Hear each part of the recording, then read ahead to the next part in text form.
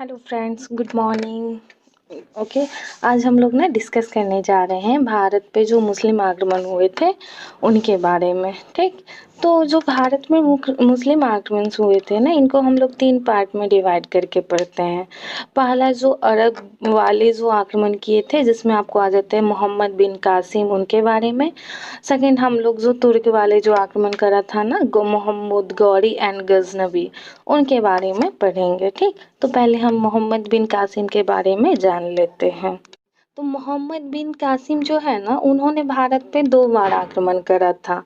पहली बार उन्होंने 1712 ईस्वी में करा था, एंड जो 1712 ईस्वी में करा था ना, वो सिंध प्रांत में करा था। और सिंध प्रांत के उस टाइम के जो राजा थे, वो राजा दाहिर थे। ठीक। एंड सेकेंड टाइम में जब उन्होंने आक्रमण करा था, वो 713 ईस्वी में करा था मुल्तान पे। तो मुल्तान पे जो आक्रमण करा था, तो वहाँ पे एक जगह थी जिसका नाम था अल मसूरा। तो उन्होंने ना अल मसूरा को अपनी राजधानी बनाई। फिर अल मसूरा को वहाँ पे अपनी राजधानी बना के फिर वहाँ पे उन्होंने शासन नहीं करा। वहाँ पे ना जब वो जा रहे थे, तो एक वहाँ पे एक कर व्यवस्था स्टार्ट कर दिया था, जिसको हम लोग जजिया कर बोलते हैं। ठीक। तो ये जजिया कर के बारे में थोड़ा हम लोग जान लेते हैं। तो जजिया कर जो था ना, ये ओनली मतलब जो मुस्लिम थे उन पे नहीं लगता था। फिर बाकी के जो भी कैटेगरी के, जो भी कास्ट के लोग आते थे ना, उन पे ये जजिया कर लगता था। और ये ना एक सुरक्षात्मक कर था। इसको सुरक्षात्मक कर क्यों बोलते हैं? तो इसको इसलिए बोलते हैं क्योंकि देखो, इसमें क्या था ना, जो ये कर नहीं देता है उन पे ना आपको उनको धमकी दिया जाता था कि अगर आप ये कर नहीं दोगे तो फिर हम आएंगे, आपके घर बार लूट के ले जाएंगे, घर और तोड़ के ले जाएंगे। तो सुरक्षा के लिए लोग अपना डर से कर देते थे, तो इसीलिए इसको सुरक्षात्मक कर बोला जाता है। ठीक।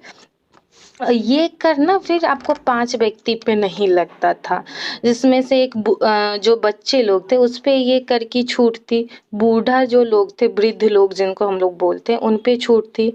फिर जो विकलांग थे उनको छूट थी। उसके जो ब्राह्मण आते हैं, ब्राह्मण कैटेगरी में, उनको छूट थी। उसके बाद महिलाओं को भी ना छूट थी। मीन्स हम बोल सकते हैं नॉर्मली जो नहीं कमाते थे ना, उन पे इस कर की छूट थी। ठीक। तो अब आगे हम जान लेते हैं इस कर के बारे में। तो इस कर को ना, जब ये हम लोग दिल्ली सल्तनत में आगे पढ़ेंगे, अकबर आए थे, तो अकबर ने क्या करा था ना, इस कर को समाप्त कर दिया था। बोला था कि ये कर गलत है, क्योंकि कास्ट बेस पे हम कर नहीं ले सकते हैं, कास्ट बेस पे कर लेंगे तो ये तो गलत है, फिर कास्टिज्म का बढ़ावा मिलेगा। तो उन्होंने इसको समाप्त कर दिया था। ठीक। उसके बाद आपको ये आते हैं मुगल में ही औरंगजेब।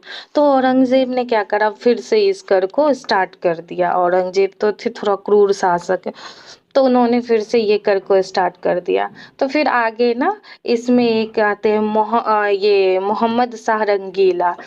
तो मोहम्मद शाह रंगीला को हम लोग रंगीला बादशाह के नाम से भी जानते हैं।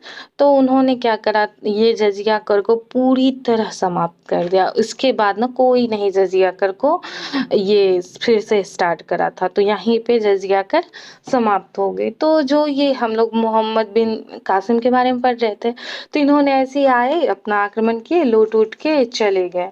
तो उसके बाद नेक्स्ट आक्रमण हम लोग पढ़ेंगे तुर्क वालों के बारे में। ठीक।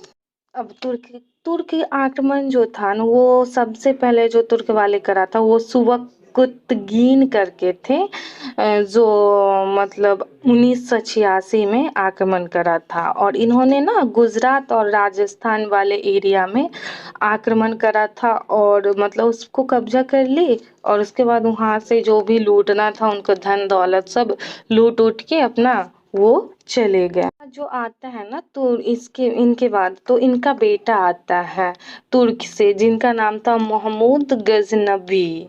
इन्होंने तो भाई साहब बहुत बार आक्रमण करा था। अप्रॉक्स 17 बार आक्रमण करा था इन्होंने, और पूरे लूट लाट के चले गए थे। तो इन्होंने ना 1001 ईस्वी से लेकर के 1027 ईस्वी के बीच में पूरा 17 बार आक्रमण करा।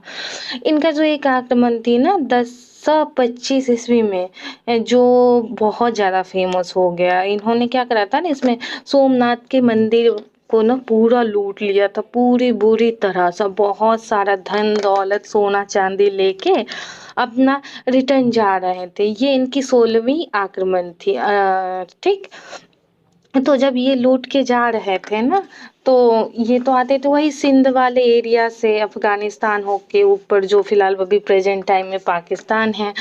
तो जब ये लूट के जा रहा था तो ये हरियाणा वाले एरिया में ना इनको जाट सब घेर लिया। अब जाट सब बोला था भाई साहब तुम निकलो यहाँ से, तुम कैसे निकलते हो, हम तो तुमको निकलने ही नहीं देंगे। तो फिर ये तो थे थोड़ा मोहम्मद गजनवी साहब, अपने अपने नहीं बोल सकते इसको, तो ये तो थे थोड़ा दिमाग के तेज। सोचे कि भाई अभी इनसे टकराना सही नहीं है, सो अपना कैसे भी करके बच के निकल जाओ, क्योंकि अभी हमारे पास में बहुत सारे धन दौलत है। अगर हम इससे उलझेंगे तो फिर सारा खत्म हो जाएगा, लॉस हो जाएगा, ये लोग लूट लेंगे, क्योंकि ये लोग की संख्या तो यहाँ पे ज्यादा है। तो उन्होंने कैसे भी करके अपना धन दौलत सब कुछ लेके बचा उचा के चले गए। जब उसके बाद गए तो बोले कि भाई साहब तुम रुको बेटा, हमको तुम घेरोगे, हम फिर से आते हैं रिटर्न, फिर तुमको हम बताएंगे। तो जब ये अपना चले गए, फिर ये जो 17th बार मतलब 17वीं बार आक्रमण करा ना, तो वो आक्रमण बिल्कुल जाट के विरुद्ध ही थे। उन्होंने बोला कि तुम मेरे को रोका था, अब हम तुमको बताएंगे। तो 1027 ईस्वी में इन्होंने अपना 17वीं आक्रमण करा था, फिर से जाट के विरुद्ध। ओके, फिर जो थोड़ा और हम जान लेते हैं, इन्होंने ना इनके साथ आपको 3 इतिहासकार रहते थे मोहम्मद गजनबी के साथ। तो ये 3 इतिहासकार जो थे उसमें थे एक उत्बी, एक फिरदौसी और एक थे अलबरूनी। ठीक। तो इन्होंने ना बुक एक लिखा था जिनका नाम था किताबुल हिंद। तो इसको पीटी में थोड़ा पूछता है, तो इसको थोड़ा आप लोग ध्यान रखिएगा। ठीक। ओके। तो नेक्स्ट हम लोग पढ़ते हैं मोहम्मद गौरी का आक्रमण। ओके, नेक्स्ट हम लोग क्या पढ़ेंगे, मोहम्मद गौरी का आक्रमण। इनका जो आक्रमण स्टार्ट हुआ था ये 1175 ईस्वी के आसपास इनका भारत पे आक्रमण स्टार्ट हुआ था। ओके, इनका एक आक्रमण जो इन्होंने करा था 1178 ईस्वी में, ये जो करा था ये गुजरात पर आक्रमण करा था। ठीक। और जब ये गुजरात पे आक्रमण किए थे तो वहाँ के शासक थे भीमदूतीय जी। भीमदूतीय थे, नाम से भी लगता है भाई विशाल होंगे थोड़ा। तो इन्होंने क्या करा, ये मोहम्मद गजनी को खूब पीटे, पीट फाट के इसको हरा के बोले कि भागो तुम यहाँ से। फिर इन्होंने ना उनको हरा के और फिर भगा दिया, तो ये इंडिया से रिटर्न हो गए। फिर इन्होंने फिर से आक्रमण की, ये भी भाई मोहम्मद गौरी साहब ये भी जिद्दी थे। तो इन्होंने फिर आक्रमण करा राजस्थान वाले क्षेत्र में। ठीक। जब इन्होंने राजस्थान वाले क्षेत्र में आगमन करा तो उस टाइम वहाँ के राजा थे पृथ्वीराज चौहान। तो पृथ्वीराज चौहान को पहले से ही आइडिया था कि भाई ये तो अब राजस्थान वाले एरिया में भी आक्रमण करेंगे। तो इन्होंने क्या करा, राजा जय सिंह के साथ अपना मतलब बात उत करके संधि कर लिए कि भाई देखो हम पे आक्रमण करेगा तो तुम मेरा साथ देना, अगर तुम पे करेगा तो हम तुम्हारा साथ देंगे। तो ऐसी फिर मतलब दोनों संधि बंदी कर लिए। तो फिर तो वो फिक्स तो था ही। तो फिर वो जो मोहम्मद गौरी थे वो आक्रमण किए आपको तराइन राजस्थान क्षेत्र पे। तो जिसको हम लोग तराइन की पहली युद्ध भी बोलते हैं, जब मोहम्मद गौरी ने आक्रमण करा था। तो तराइन के पहले युद्ध कब होगा ये भी पूछा जा सकता था। ये आपको 1191 में हुआ था। ये भी पूछेगा किसके किसके बीच में हुआ था भाई। तो एक साइड थे मोहम्मद गौरी और एक साइड थे अपने पृथ्वीराज चौहान एंड राजा जय सिंह। तो फिर होना क्या था, जब दोनों थे साथ पृथ्वीराज चौहान राजा जय सिंह, तो मोहम्मद गौरी फिर से हार गए भाई। तो फिर से हार गए तो निराश होके रिटर्न हो गए। फिर ये भी कहाँ मानने वाले थे भाई साहब, फिर से ये रिटर्न आ गए दूसरी बार। अब इस बार क्या इन्होंने चालाकी किया पता है, इन्होंने क्या करा, जो जय सिंह थे, राजा जय सिंह, उनको लालच वालच दे के बोले भाई साहब हम तुमको ये देंगे वो देंगे, वो उन्होंने अपने में मिला लिया। और अपने में मिला के फिर मोहम्मद गौरी के साइड चले गए राजा जय सिंह, पृथ्वीराज चौहान अकेले पड़ गए। तो दूसरी बार फिर दोनों मिलके क्या करा, पृथ्वीराज चौहान को हरा दिए। तो फिर मोहम्मद गौरी जीत गए तराइन की दूसरी युद्ध में। और तराइन का दूसरा युद्ध जो हुआ था वो 1192 ईस्वी में हुआ था। ठीक, तो ये दोनों के याद रखिएगा। उसके बाद क्या किए, फिर बोले कि अब तो हम इनको लूट लिए हैं, तो फिर अब 1194 में उन्होंने फिर चंदवाड़ पे आक्रमण करा, जिसको हम लोग चंदवाड़ का युद्ध भी बोलते हैं। तो मोहम्मद गौरी ने चंदवाड़ के युद्ध में ना ये क्या कहते हैं, राजा जय सिंह को हरा दिए, उनकी हत्या कर दिए।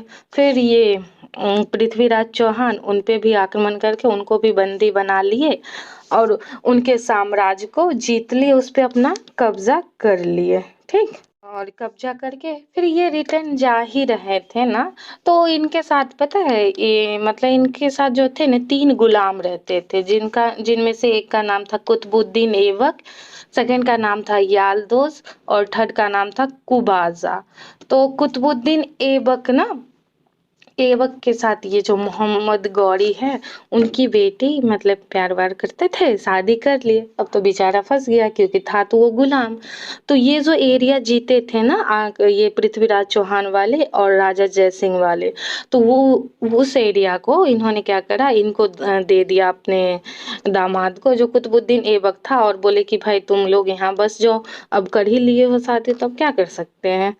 तो उनको उन्होंने बसा दिया और फिर यहाँ से स्टार्ट हो जाती है दिल्ली सल्तनत।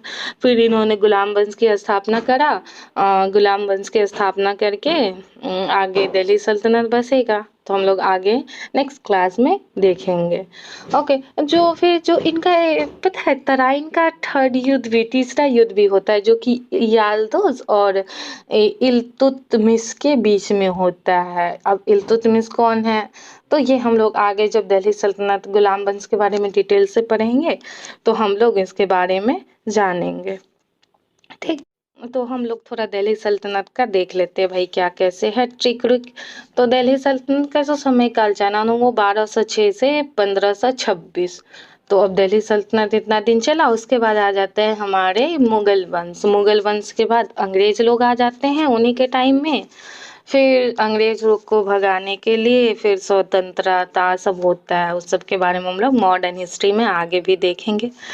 तो गुलाम वंश का जो शासक कहना है ना, जो ये पूछा जाता है कि बताओ भाई ये जो दिल्ली सल्तनत है उस पे पहले कौन से शासक आए थे, तो इसका एक हम लोग ट्रिक याद रखेंगे, गुलाब खिले तो सांस लो।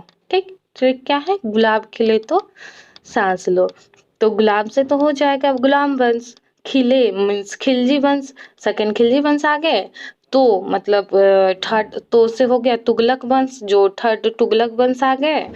सांस लो मतलब सैयद वंश, फोर्थ सैयद वंश आ गए। फिफ्थ लो मतलब लोधी वंश, लोधी वंश आ गए। तो पहले कौन आए, गुलाम वंश, फिर सेकेंड खिलजी वंश, थर्ड तुगलक वंश, फोर्थ सैयद वंश एंड फिफ्थ लोधी वंश। ठीक, उसके बाद हम लोग देख लेते हैं इसके संस्थापक का ट्रिक क्या होगा, कौन से किस वंश की स्थापना की थी। तो इसके लिए ना ऐबक जल गया खीबो से, संस्थापक का ट्रिक ऐबक जल गया खीबो से। ऐबक मीन्स कुतुबुद्दीन ऐबक। तो कुतुबुद्दीन ऐबक किन की स्थापना करा था, गुलाम वंश की। जल मतलब जलाउद्दीन खिलजी, इन्होंने खिलजी वंश की स्थापना करा था। गया मतलब गयासुद्दीन तुगलक, इन्होंने तुगलक वंश की स्थापना करा था। खीबो, खीबो मतलब ये खिर्ज खा, तो खिज्र खां ने सैयद वंश की स्थापना करा था। और बो मतलब बहलोल लोदी, बहलोल लोदी ने लोदी वंश की स्थापना करी थी। तो आगे हम लोग इसके बारे में थोड़ा डिटेल से नेक्स्ट क्लासेस में पढ़ेंगे। अगर आप लोगों को कोई भी डाउट हो तो नीचे कमेंट सेक्शन में अपने डाउट्स लिख सकते हैं, नेक्स्ट क्लासेस जब भी होगी उसमें आपकी सारी डाउट क्लियर कर दी जाएगी। Okay, thanks for watching.